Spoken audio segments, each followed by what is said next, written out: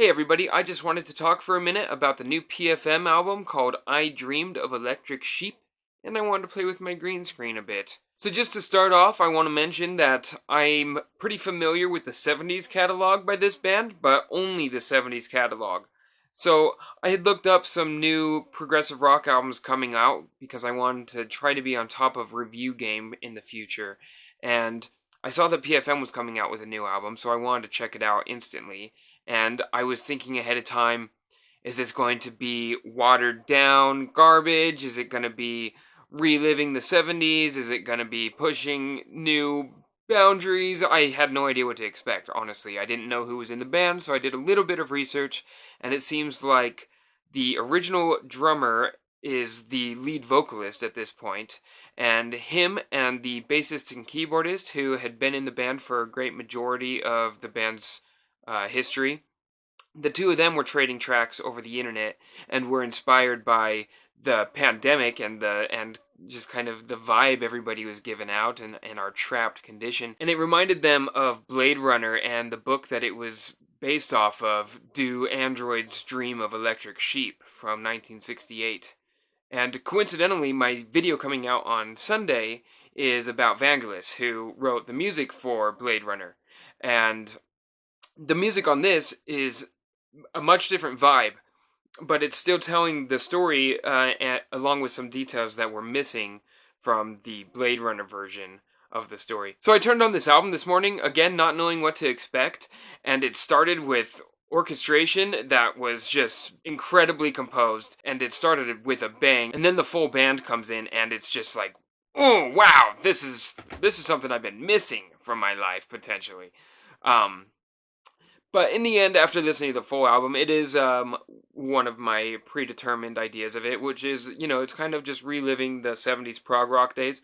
But at the same time, the best 70s prog rock is timeless music. And this is right up there with those timeless classics, really. I'm sure with repeated listens, this album is going to grow on me more and more.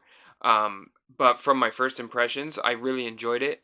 And I really like the Italian version more than the English version. I love that them and the new Opeth album have multiple language options. I think that's really, really cool, and I would love for more bands to continue doing that in the future. I hadn't learned a whole lot about this album before checking it out this morning, and so when I heard a flute solo, and it was immediately like, wow, it sounds like Ian Anderson. But at the same time, I was doubting him, telling myself, no, it's not Ian. You just think every flute sounds like Ian, but I mean, everybody's got to be inspired by Ian. And no, sure enough, it was Ian Anderson. And Steve Hackett is on that same track as well. So that one is just like, it's actually kind of a softer and slower song, but it's still excellent. And that's near the end of the album. And as the album keeps going, it rehashes a section from earlier, from the title track, potentially the Electric Sheep song. It's like the exact recording of the intro of the Electric Sheep song.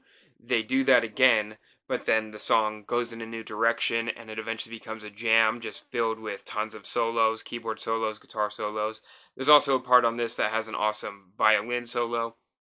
And really, this album just, it knocks everything off the list. Like, the prog album list. Like, okay, it's got some really fast and epic moments. It's got some slowed down stuff. It's got flute and violin and keyboards and guitar and, and in the sense that's kind of my problem with it, is because it is just another prog rock album, which I love. I'm a prog rocker. But like, I just feel like there isn't necessarily any new ideas on this album that I haven't heard before. And so that's the only thing that I have to really say negatively about this album. Otherwise, the songwriting and the musicianship is all really top notch. And if you're looking for some excellent new prog rock, this PFM album is a surefire way to go. I think I would give it 4 out of 5 stars. I'm not typically a stars kind of guy, but I'm thinking 4 out of 5 stars on this one. Well, I suppose that's all I really have to say about it.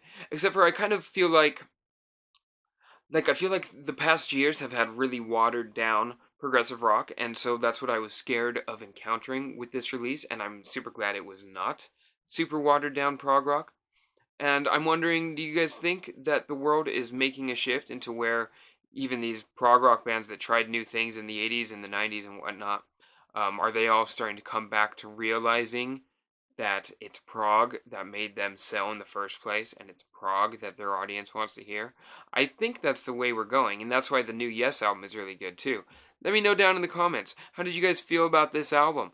And do you think that prog rock in general is just going to get proggier?